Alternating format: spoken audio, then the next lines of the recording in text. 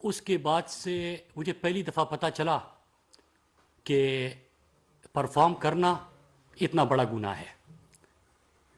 میں آپ کو وزارت مواصلات اور یہ جو ایک ہفتے ہوا اس پر تفصیلی گفتگو تو کروں گا، لیکن اس سے پہلے اپنی سیاسی جدوجہد کے بارے میں کچھ باتیں کرنا چاہتا ہوں. ایسا نہیں ہے کہ 2013 کی ایک صبح میں اٹھ کے ڈائریکٹ پارلیمنٹ میں پہنچا. میں اپنی قوم کو بتانا چاہتا ہوں کہ پاکستان تحریک انصاف کے اسٹوڈنٹ ونگ کا میں بانی ہوں اور اس کی میں نے بنیاد رکھی نہ صرف بنیاد رکھی بلکہ کم عرصے میں اس کو خیبر پختونخوا کی سب سے مضبوط طلبہ قوت بنا کے ثابت کیا. اور اسی دوران چاہے قبائلی اضلاع میں دہشت گردی کی جنگ کے دوران اپنے لوگوں کی مدد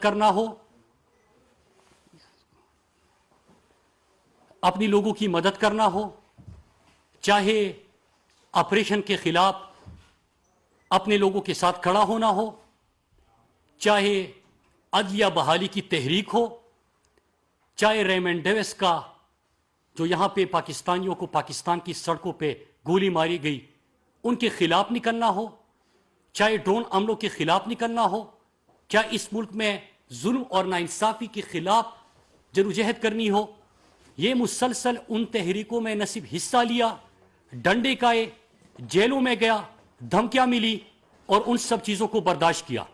جب آئی ایس ایف کو پورے پاکستان میں منظم کیا اور آج آپ کے سامنے قیادت ہے آئی ایس ایف کی.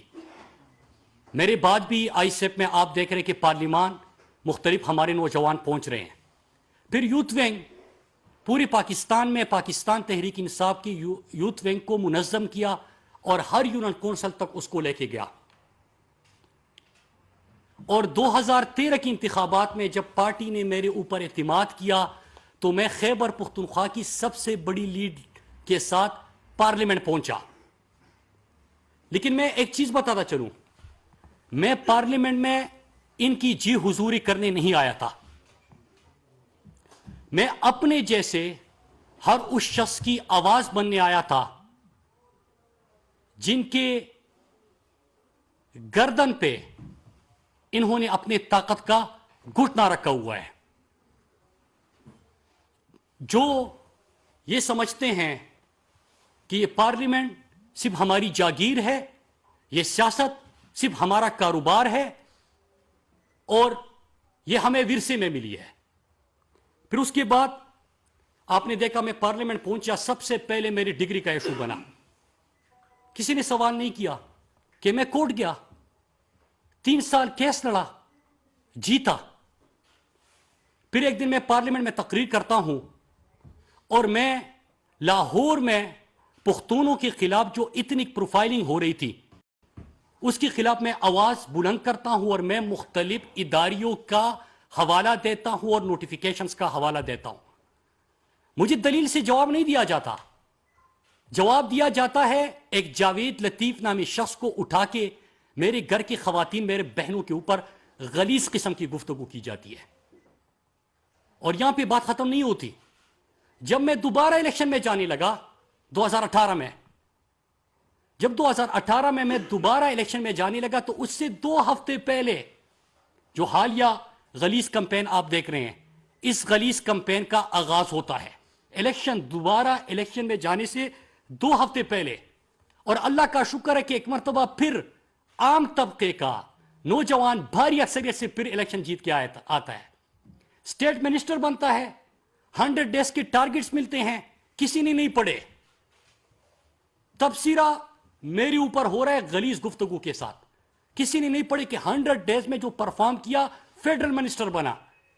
پھر جب فیڈرل منسٹر بنا تو اس دوران جب میں پارلیمنٹ میں گفتگو کرتا ہوں، ذرا سنیے گا، جب میں پارلیمنٹ میں گفتگو کرتا ہوں تو میری گفتگو کے جواب میں کہ جب میں ملک کے ظلم کے خلاف، ملک میں ہونے والی ظلم، ناانصافی، ملک میں ہونے والی لوٹ مار اور ان کے حوالے دیتا ہوں اور دلائل سے بات کرتا ہوں تو کبھی قادر پٹیل، آج میں نام لوں گا، کبھی آغا رفیع اللہ، کبھی حمداللہ، کبھی رانا ثناءاللہ، ان کو اٹھا کے میرے بارے میں غلیظ قسم کی گفتگو کی جاتی ہے، اور پھر ان کا social media cell Peoples Party کا اور نون لیگ کا اس کو جس طرح پھر پروموٹ کرتا ہے اور اس میں لگے ہوتے ہیں، وہ آپ سب کے سامنے ہیں۔ ٹی وی پہ کیا کہا جاتا ہے؟ آپ اپنے ٹاک شوز دیکھیں، روزانہ 50-60 پروگرام ہوتے ہیں ٹی وی پہ، پھر رات کو ٹاک شوز میں ان کے نمائندے بیٹھ کے کہتے ہیں کہ مراد بھی تو گالی دیتا ہے۔ آج تک کسی نے نہیں پوچھا کہ ذرا بتائیے کہ مراد نے کون سی گالی دی، صرف کاشف عباسی نے یہ سوال کیا، اور کاشف عباسی نے جب یہ سوال کیا تو آپ کو پتہ ہے کہ کیا جواب ملا؟ کہ مراد کہتا ہے کہ فرزند زرداری۔ صرف یہ ایک چیز، ایک جواب ملا میرے پچھلے 8 سالہ پارلیمنٹ کی تقریروں میں۔ لیکن اب سوال یہ ہوگا کہ آج میں کیوں بول رہا ہوں؟ آج میں کیوں بول رہا ہوں؟ میں اس کے اوپر پہلے کیوں نہیں بولا؟ میں اس لیے نہیں بولا کہ پہلے مجھے اور میرے خاندان کو آپ نے غلیظ گالیاں آپ دے رہے تھے، تب تک میری ذات کو نشانہ بنا رہے تھے۔ لیکن آج میں اس لیے بول رہا ہوں کہ یہ جب پرفارمنس ایویلیشن ہوئی تو میں وزارت کا چہرہ ہوں، فیس ہوں۔ ایک کامیابی میرے ہر اس موٹر وے پولیس کے اہلکار کی تھی۔ آپ نے دیکھا کہ وہ جو آپ کے لیے سفر محفوظ بنانے کے لیے شہید ہوا، یہ سند میرے پاکستان پوسٹ کے اس سیکٹری سے لے کے ڈی جی سے لے کے اس کلاس 4 ملازم تک تھی، اس پوسٹ مین کے لیے تھی جو -13 ڈگری میں بھی گلگت کے برپوش وادیوں میں آپ کی امانت پہنچا رہا تھا۔ یہ سند میرے ہر اس NHA کے آفیسر اور اہلکار کی تھی جنہوں نے 3 عرصے کے قلیل عرصے میں ISO سرٹیفیکیشن NHA کو ملی، ان کی محنت کی وجہ سے۔ اور میں چند چیزیں آپ کو اس کے حوالے سے بتاتا ہوں، اور پھر میں آتا ہوں جو کچھ ہو رہا ہے۔ پہلی چیز یہ کہ کسی نے یہ سوال نہیں کیا پچھلے 1 ہفتے میں کہ وزارت مواصلات میں کتنے ٹارگٹس تھے اور کتنے اچیو ہوئے۔ 88 ٹارگٹس ملے تھے اور 88 اچیو ہوئے، 100%۔ وہ ویب سائٹ پہ بھی اویلیبل ہے، آن لائن بھی اویلیبل ہے، کھول کے دیکھ لیتے۔ میرے ساتھ بغض یا میرے سے نفرت وہ آپ کر سکتے ہو، لیکن جو 46,000 پاکستان پوسٹ کے ملازمین، ہزاروں NHA کے اور موٹر وے پولیس کے اہلکار، ان کے ساتھ آپ یہ ظلم نہیں کر سکتے۔ آپ نے ان کے اوپر سوالیہ نشان اٹھایا ہے۔ اور NHA نے کیا کیا میں مختصراً بتاتا ہوں۔ پاکستان میں چھوڑے، آپ نہیں مانتے مت مانے، لیکن ISO سرٹیفیکیشن تو یہاں سے نہیں ہوتی، دنیا نے مانا۔ سڑکیں آپ کہتے تھے کہ پچھلی حکومت بناتی تھی 986 کلومیٹر کے مقابلے میں 2032 کلومیٹر بنائی۔ انہوں نے 2000 کی منصوبہ بندی کی تھی، انہوں نے 7889 کلومیٹر کی پچھلے 3 سال میں منصوبہ بندی کی۔ پھر اس کے ساتھ سستی بھی بنائی کہ مہنگائی کی لہر کے باوجود جو 41 کروڑ فی کلومیٹر 4 روئے سڑک بنتی تھی وہ 17 کروڑ فی کلومیٹر بنی۔ لیکن یہ بھی چھوڑے، جو ٹارگٹس دیے گئے تھے وہ پڑھ لیجئے، اور ان ٹارگٹس کے علاوہ میں آپ کو 3-4 چیزیں بتا دوں کہ NHA کی آمدن میں 128% اضافہ، مطلب 107 ارب کا اضافہ ہوا۔ آپ یہ سوال کر سکتے ہیں اور کرنا چاہیے کہ جو 2 موٹر وے کے اوپر ٹول ٹیکس بڑھا ہے، تو ذرا سنیے کہ 117 ٹول پلازوں کے اوپر میں نے کسی کے اوپر ٹیکس نہیں بڑھایا۔ 2 ٹیکس جو بڑھا ہے وہ ہمارے بیٹ رپورٹرز بھی یہاں پہ بیٹھے، ان کو پتا ہے کہ 2015 سے 35 تک نواز شریف نے معاہدہ کیا تھا۔ لیکن اس کی بات کیسے بڑھی؟ اس لیے بڑھی کہ آپ نے یہاں پہ ٹیکنالوجی کا استعمال شروع کر دیا۔ ہمارے پاکستان کا واحد ادارہ جو اس وقت ای بڈنگ، ای بلنگ اور ای ٹینڈرنگ میں گیا وہ NHA کا ادارہ ہے۔ اس وقت ہم ای پروکیورمنٹ پہ جا چکے ہیں۔ پاکستان کے 13,000 کلومیٹر شاہراہوں کی ہم نے GIS میپنگ مکمل کر دی۔ آپ کوئی قبضہ نہیں کر سکتا۔ کرپشن کے دروازے بند کر دیے کہ ہم نے ای پروکیورمنٹ کا آغاز کر دیا۔ قبضے کے دروازے بند کر دیے کہ ہم نے GIS میپنگ کر دی۔ پھر اس کے ساتھ ساتھ ITS سسٹم کا ہم نے آغاز کر دیا اور باقی موٹر پہ کے جا رہے ہیں۔ پاکستان پوسٹ 2-3 باتیں کروں گا، زیادہ تفصیلات میں نہیں جاؤں گا کیونکہ میرا کسی اور ایشو کے اوپر بات کرنی ہے، اسی جو آج کل ہو رہا ہے۔ پاکستان پوسٹ میری بات نہ مانے، اقوام متحدہ کی جو بین الاقوامی رینکنگ ہماری آتی ہے، پچھلے 3.5 سال میں ہم 94 سے 62 نمبر پہ آگے 32 درجے ترقی کی۔ یہ پاکستان پوسٹ نہیں کہہ رہا، یہ میں مراد سید نہیں کہہ رہا، یہ اقوام متحدہ کا جو ادارہ ہے یونیورسل پوسٹل یونین عالمی رینکنگ بتا رہی ہے آپ کو۔ 13 سال بعد کہ جب فیٹ اپ کے آپ کے اوپر تلوار لٹک رہی تھی, آپ فائنینشیل سروسز نہیں کر سکتے تھے, پرانا بزنس آپ کا بند ہونے جا رہا تھا, آپ 13 سال بعد خسارے سے پاکستان پوسٹ نکل آئے اس مالی سال میں. پھر موٹروے پولیس میں آپ نے ڈرون کیمروں کا آغاز کیا, ڈپلائمنٹ بڑھائی, آپ پہلی پاکستان کی روڈ سیفٹی پالیسی لے کے آئے, ڈرائیونگ لائسنس کو آپ نے 24/7 کر دیا, اس طرح بہت ساری چیزیں ہیں. لیکن میں آج زیادہ تفصیلات تو میں انشاءاللہ کمیونیکیشن کا ایونٹ کروں گا, اس میں آپ کو بتا دوں گا. لیکن میں آج اپنی قوم کے لوور میڈل کلاس اور میڈل کلاس سے آپ مخاطب ہوں کہ جو باتیں میں نے کی اور جو غلیظ کمپین یہ چلا رہے ہیں, یہ ہے آپ کی اوقات ان سیاستدانوں کی نظروں میں. پہلے تو یہ آپ کو آگے نہیں دیں گے, آپ کو موقع نہیں دیں گے. میری مثال لیجئے, جو میرے ساتھ باقی پولیٹیکل پارٹیز کے طلبہ تنظیموں کے رہنما تھے, وہ آج بھی ہاسٹل میں پڑے ہیں, پہلے ان کے لیے اور آج ان کی اولادوں کے لیے زندہ آباد مرد آباد کے نعرے لگا رہے ہیں. لیکن ان کو یہ اعتماد اور موقع یہ نہیں دیں گے.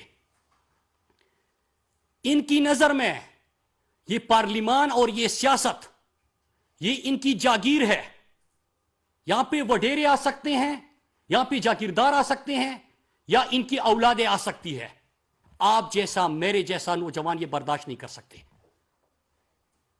لیکن اگر آپ یہاں تک پہنچ جاتے ہیں, اور اگر آپ یہاں تک پہنچ بھی جائے, تو یقیناً ان کی نظر میں کسی غیر اخلاقی تعلق کی بنیاد پہ آپ یہاں پہ پہنچے ہیں. پھر آپ کی قسم کے اوپر ہر قسم کی غلیظ مہم کا آغاز ہوگا. اور میری طرح اگر آپ ان کے سامنے ڈٹے رہے, آپ نے حوصلہ نہیں آ رہا, آپ نے پارلیمنٹ میں اپنے پسے ہوئے عام طبقے کی آواز آپ بنے, اگر آپ نے ان کی کرپشن کو اور ان کے نااہلیوں کو بے نقاب کرنا شروع کر دیا, تو پھر آپ کے قسم اوپر اسی قسم کے غلیظ اور بہتان لگائے جائیں گے.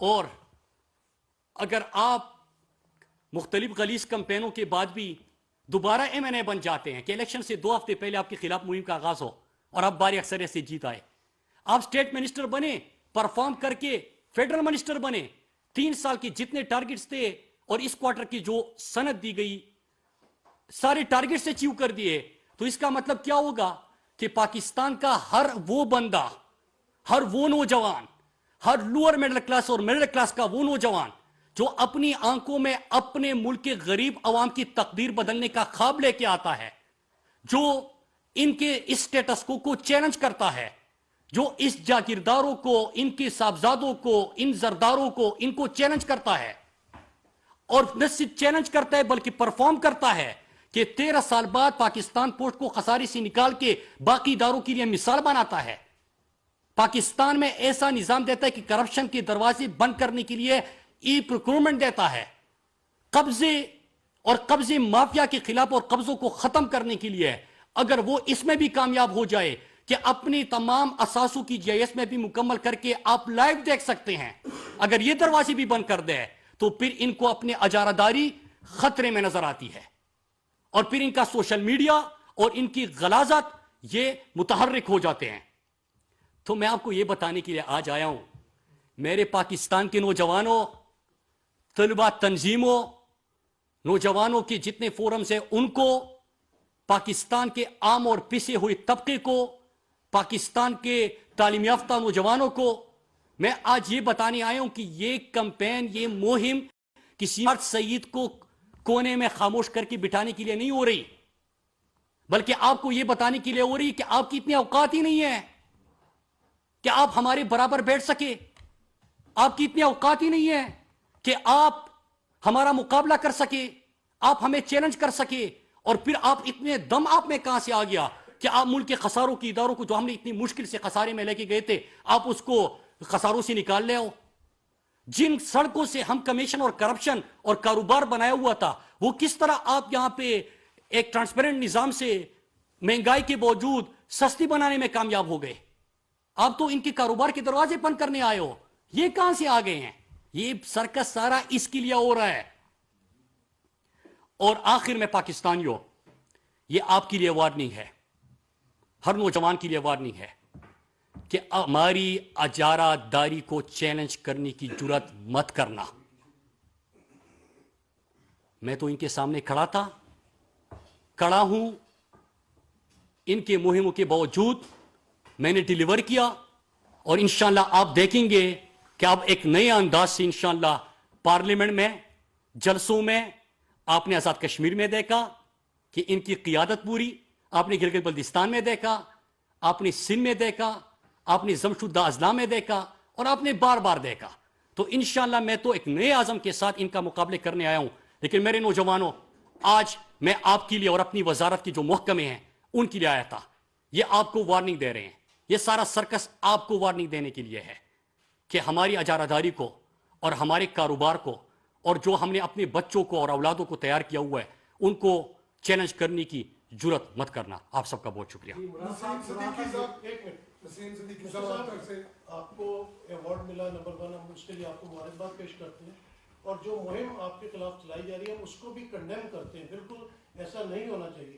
لیکن جن محترمہ کی کتاب کا حوالہ دیا گیا، کیا آپ ان کے خلاف کورٹ میں گئے؟ دوسرا، جب محترمہ بیگم کلثوم نواز مرحومہ جب بستر مرگ پہ تھی، ان کے خلاف بڑی کمپین چلائی گئی. بلاول بھٹو کے خلاف بھی کافی کمپین اس قسم کی چلائی جاتی ہے. میڈیا کے اوپر بھی آپ کے کچھ منسٹرز بھی بیان دیتے ہیں. مریم نواز کے خلاف بھی اس قسم کے بیانات آتے ہیں. تو کیا آپ سب کو کنڈیم کرتے ہیں کہ اکراس دا بورڈ جو ہے یہ چیز ختم ہونی چاہیے؟ دیکھیے، دو چیزیں. پہلی چیز یہ کہ جو آپ نے بات کہی، میں نے اپنے حوالے سے آج گفتگو کی، اور آپ کو 8 سال کی تقریر تمام اٹھا لیجئے، آپ کو کوئی بھی چیز ایسی نظر نہیں آئے گی. اور جب ایک ہی اینکر نے سوال کیا